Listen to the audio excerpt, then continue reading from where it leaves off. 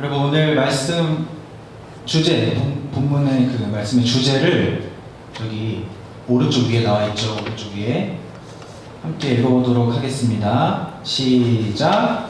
하나님의 시선을 끄는 사람. 여러분 모두 하나님의 시선을 끄는 사람들이 되기를 축복합니다. 저번 주에 이어서 오늘 출애굽기 말씀을 계속해서 볼 텐데요. 이스라엘 자손들이 학대를 당하고 있습니다. 학대를. 14절에 보니까 우리 함께 14절을 다시 한번 읽어볼까요? 14절 시작. 이집트 사람들이 흙을 이겨 벽돌을 만드는 일이나 밭일과 같은 온갖 고된 일로 이스라엘 자손을 괴롭힘으로 그들의 일은 매우 힘들었다. 우리도 이번 주 참 힘든 한 주를 보냈지만 이 시절 이스라엘 자손들은 이집트에서 정말 너무나도 고통스러운 시간들을 보냈습니다. 흙을 이겨 벽돌을 만드는 일, 밭일, 이런 온갖 고된 일을 이집트가 이스라엘 자손들에게 강제로 시키게 됩니다. 우리는 일하면 월급이라도 받고 알바비, 시급이라도 받지만 이들은 그냥 강제로 노역을 하게 됩니다. 학대를 당하는 거죠. 왜 이런 일이 발생했느냐? 우리가 저번 주에 본 것처럼 이집트 안에는 지금 두 개의 세계관이 충돌해 있어요. 하나님의 가문, 하나님의 세계관과 하나님을 모르고 하나님을 인정하지 않는 이집트의 세상의 세계관이 충돌하고 있습니다. 전 세계적으로 봤을 때 아직 하나님의 가문은 소수예요. 소수. 세상의 세계관이 더 많습니다. 훨씬 다수입니다. 그러나 하나님의 은혜로 이집트 안에서는 이제 역전이 시작되고 있어요. 저번 주에 봤죠, 우리가? 이집트의 왕 바로가 걱정을 합니다. 아니, 저 히브리 사람들이 우리보다 더 많아졌다. 우리보다 더 숫자가 많고 강해졌다. 역전됐다. 어떻게 하면 좋을까? 그래서 박해를 시작하게 되죠. 박해를 하는데 여러분, 이 바로라는 파라오가 이집트 왕이 아주 엽기적이고 아주 참 인간으로서 할 수 없는 끔찍한 방법으로 학대를 하기 시작합니다. 노동을 시키는 것도 끔찍한데 더 끔찍한 박해를 시작해요. 우리 15절, 16절을 함께 읽어볼까요? 15절, 16절 시작. 한편 이집트 왕은 시브라와 부하라고 하는 히브리 산파들에게 이렇게 말하였다. 너희는 히브리 여인이 아이 낳는 것을 도와줄 때에 잘 살펴서 낳은 아기가 아들이거든 죽이고 딸이거든 살려주어라. 와, 이게 무슨 말도 안 되는 명령이에요. 한 나라의 왕이 이런 명령을 하는 겁니다. 앞으로 우리나라 안에서 히브리 사람들이 아이를 낳으면 너희가 잘 지켜보고 그 아이가 남자아이면 죽이고 여자아이면 살려두어라. 무슨 뜻입니까? 남자를 죽인다는 것은, 물론 여자를 죽인다는 것도 마찬가지지만 특히 이 시대에는 남자를 죽인다는 것은 가문의 씨를 말리라는 뜻이에요. 하나님의 가문이 우리보다 더 숫자가 많고 강해지고 있는 것을 이제 두려워하는 이집트 왕이 이런 이상한 방법으로, 끔찍한 방법으로 응징을 하는 겁니다. 다시는 저들이 불어나지 못하게 가문의 씨를 말려버려라. 남자아이가 태어나면 다 죽여라. 이 명령을 누가 받았습니까? 말씀해 보니까 이집트의 왕의 명령을 누가 받았어요? 시브라와 부하라고 하는 히브리 산파들이 받았죠. 시브라, 부하는 사람 이름이고 그들을 통칭해서 히브리 산파들에게 명령을 했어요. 이집트 왕이. 산파가 누군가요? 요즘에는 산파가 거의 없어서 모를 수도 있을 것 같은데, 제이야, 산파가 누군지 알아요?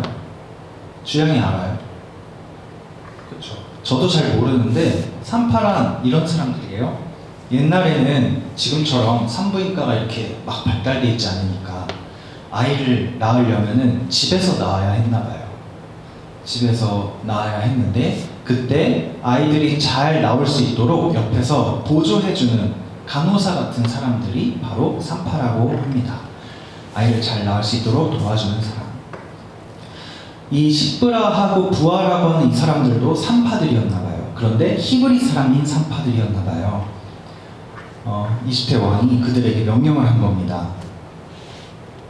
너희가 잘 보고 있다가, 아이를 낳는 걸 잘 보고 있다가 남자이면 죽여라.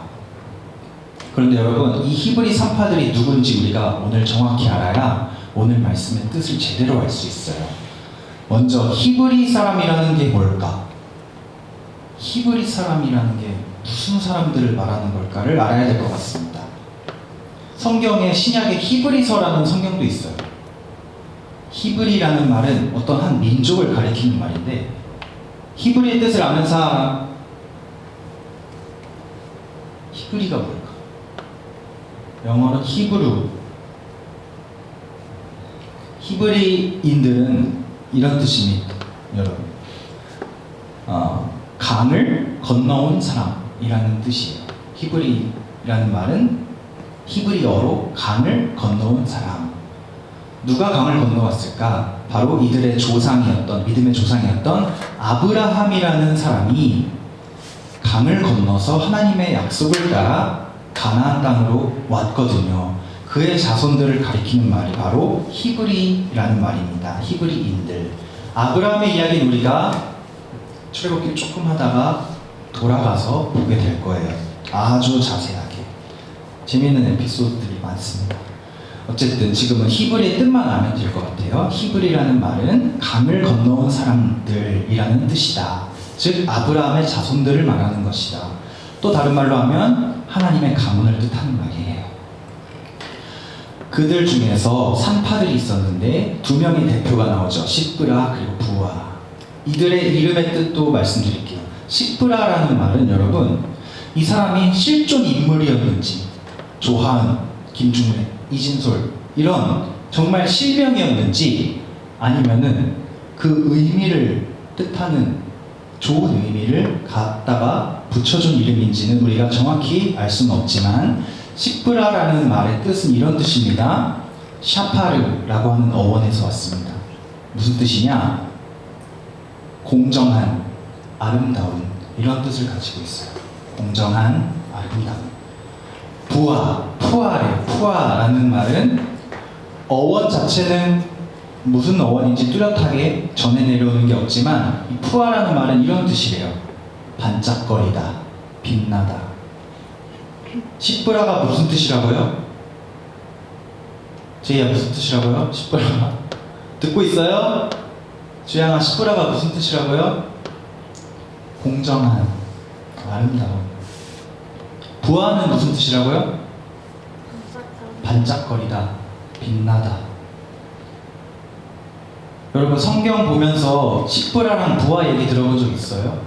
저는 거의 없거든요. 거의 한 번도 없는 것 같아요. 그만큼 이 사람들은 성경에서 엑스트라예요. 엑스트라. 그냥 쭉 지나가는 사람들. 근데 여러분, 우리는 이렇게 흘러 지나가는 사람들을 주목해야 돼요. 성경 속에. 특히 여성들을 주목해야 돼요. 성경에선 약자들이 정말 큰 일을 하거든요. 우리 같은 별볼일 없는 사람들이 큰 일을 해요. 오늘 이 두 사람, 샤파르, 시브라와 부하도 그런 사람들이었습니다. 이들은 이집트의 절대 권력자였던 바로가 남자면 죽이고 여자면 살려라 하는 그 명령을 주었을 때, 이 명령을 듣고도 그대로 행하지 않고 오히려 하나님을 두려워하는 마음으로 하나님 앞에서 온전하게 행하는 사람들이었습니다. 이름 그대로 공정한 명령만 따르는 사람, 아름다운 사람, 이 어둠 가운데서 반짝반짝 빛나는 사람들이었습니다. 하나님의 시선이 그들을 향합니다. 이런 박해의 시대, 이런 불공정한 시대, 어두운 시대, 하나님의 사람들이 탄압받고 박해받는 이 칠흑같이 어두운 시대에서도 시브라 그리고 부하 같은 반짝거리는 사람들이 있었던 거예요. 이집트에. 하나님이 그 사람들을 주목하시고 그들에게 놀라운 복을 허락하십니다. 어떤 복을 허락하시는가? 우리 20절을 한번 읽어볼까요? 시작. 그래서 하나님이 산파들에게 은혜를 베풀어 주셨으며 이스라엘 백성은 크게 불어났고 매우 강해졌다.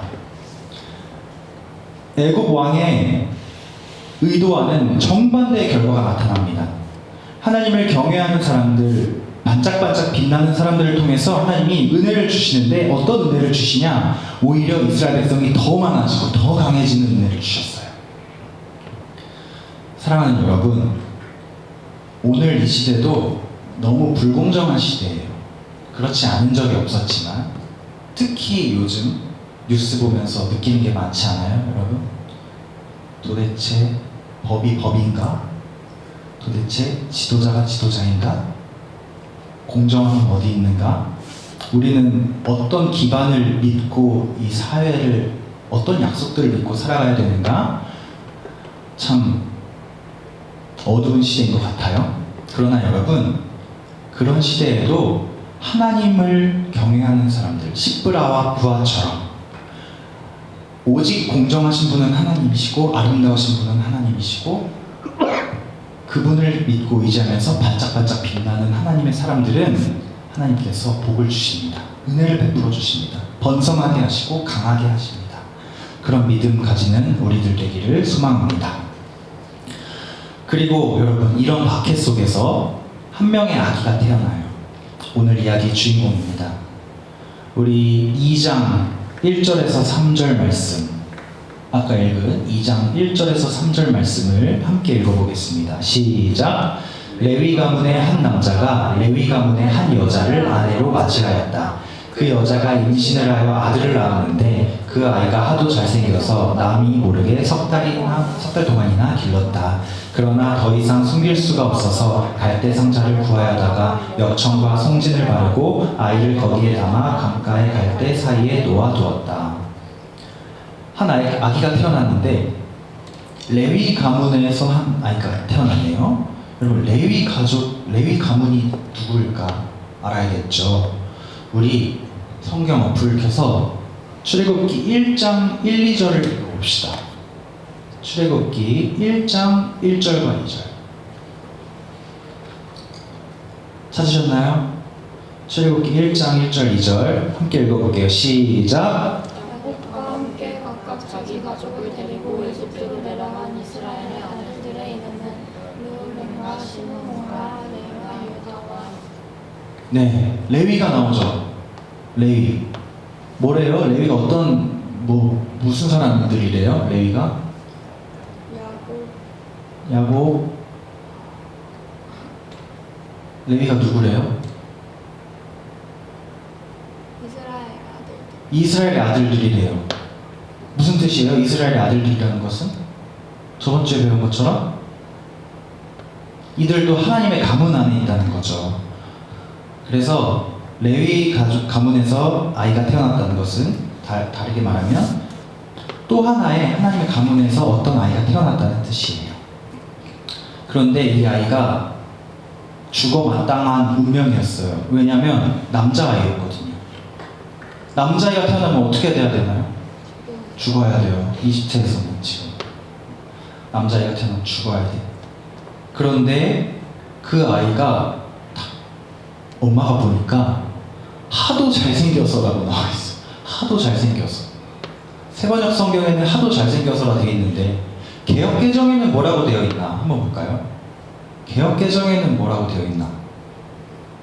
출애굽기 2장 2절에 이 아이를 뭐라고 설명하나? 하은쌤이 한번 읽어봐 주실래요? 개역개정 2장 2절.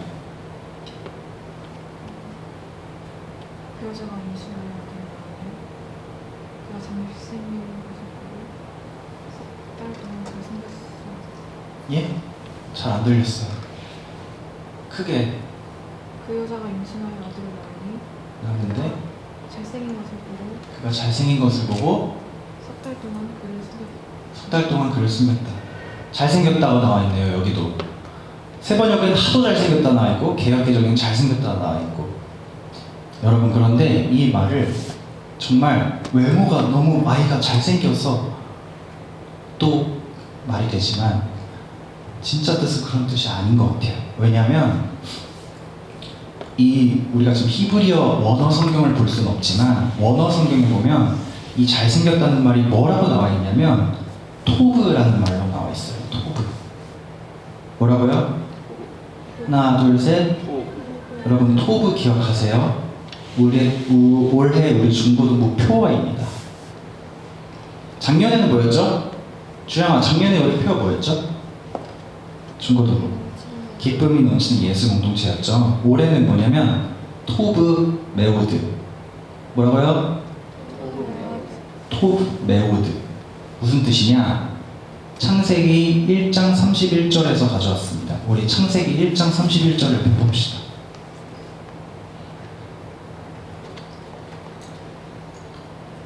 잘생겼다는 이 말이 무슨 뜻일까를 보고 있는 거예요. 창세기 1장 31절 읽어보겠습니다. 시작.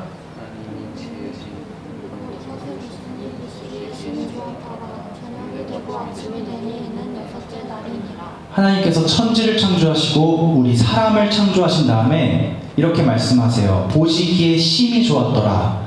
보시기에 너무 좋은 거예요, 하나님이. 이때 쓰인 말이 토브 메오드예요. 심히 좋았더라. 즉 토브라는 말은 잘생겼다는 말이 아니라 하나님이 보시기에 좋다라는 말입니다. 이 아기도 아기가 갓난아기가 뭘 할 수 있겠어요? 울고 있었겠죠. 그런데 하나님께서 보시기에 이 아기가 너무 토브한 거예요. 보시기에 좋은 거예요.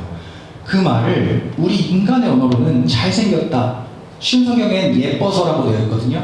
잘생겼다, 예쁘다 라고밖에 표현할 수 없어요, 인간의 언어로는. 하지만 하나님의 시선으로는 더 깊은 의미가 담겨 있는 거예요. 하나님이 보시기에 이 아기는 앞으로 이 자신의 삶을 통해서 놀라운 하나님의 구원 역사를 이루어갈 아기였거든요.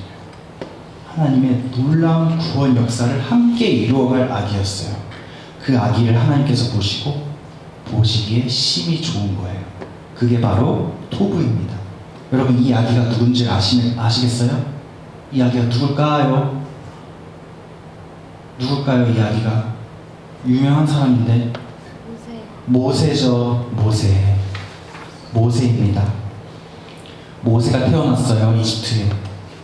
훗날 모든 히브리인들을 다 끌고 홍해를 건너서 이집트를 탈출해서 하나님이 약속하신 가나안 땅으로 이끌어갈 모세라는 지도자가 이렇게 태어납니다. 어머니가 그를 보고 너무나도 잘생겨서 보기 좋아서 얘를 죽일 수가 없어서 3달 동안 숨겼는데 이제 더 이상은 숨길 수가 없어. 울음소리도 나고 이제 아이가 너무 커져서 숨길 수가 없는 거예요. 그래서 아기를 바구니에 넣습니다.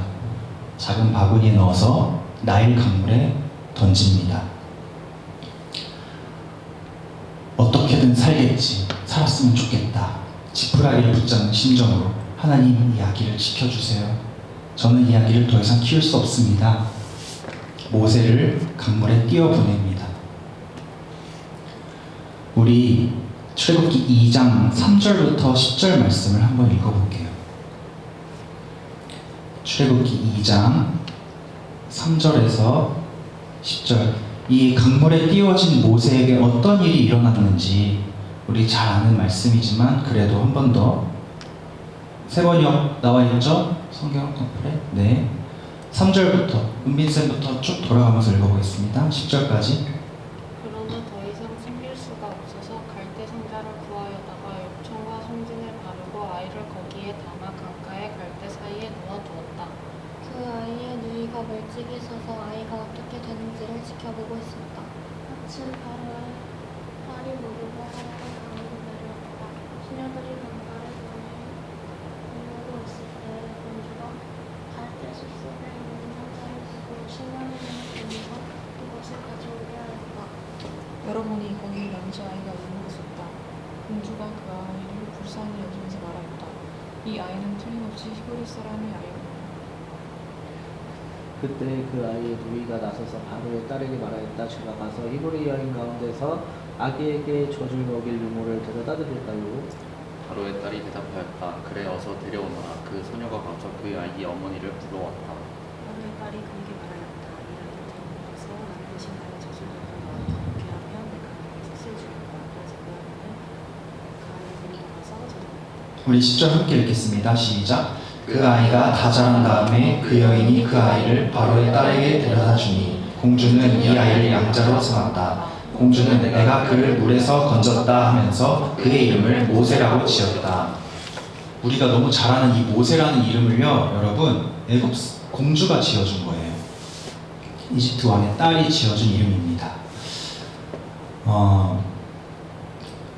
참 영화 같은 이야기죠. 강물에 바구니에 담겨서 띄워진 모세가 목욕을 하고 있던 이집트의 공주의 손에 건짐을 받고 그 순간에 모세를 따라가고 있었던 모세의 누나의 순간적인 지혜로 자기 엄마, 친엄마를 모세의 유모가 되게 하는 그런 기질을 발휘했어요. 그래서 모세가 이렇게 성장을 이제 살아남아서 성장을 하게 됩니다. 진짜 짧게 기록이 되어 있지만 여러분, 모세 탄생과 살아남은 이야기와 성장하는 이야기가 성경에 정말 짧게 기록되어 있지만 상상해 보세요.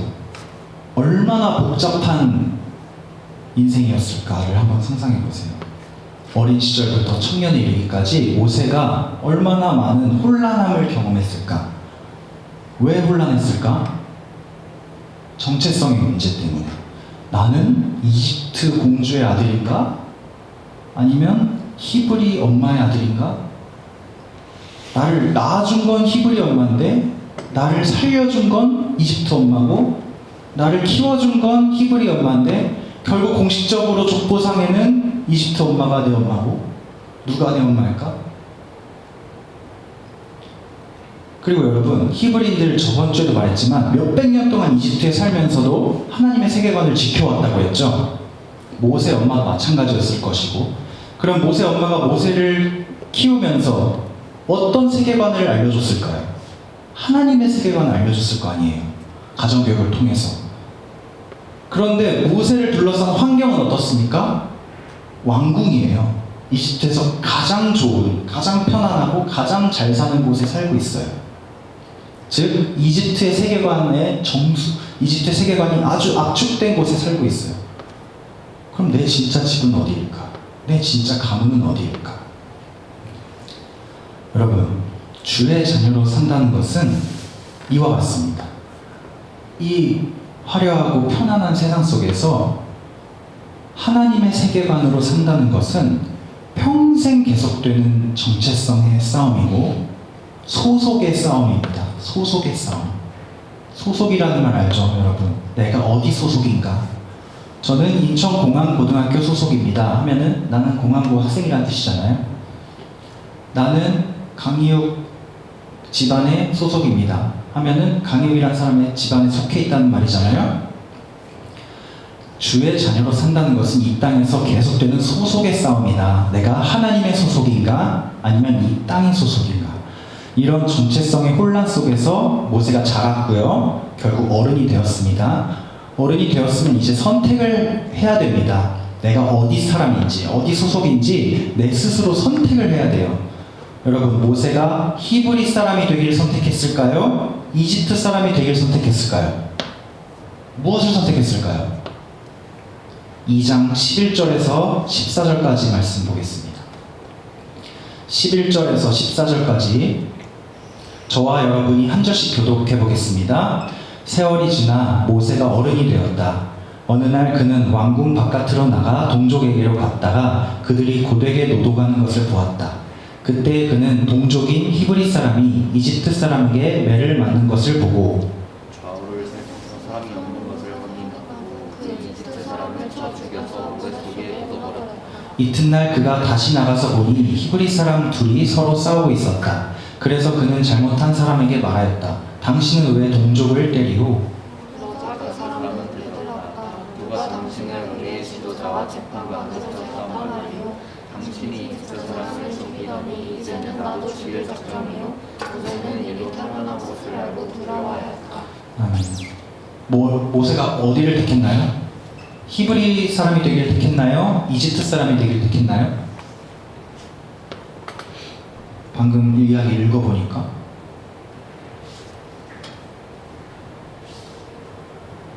13절에 보면 마지막에 모세가 이렇게 말하죠. 당신은 왜 동족을 때립니까?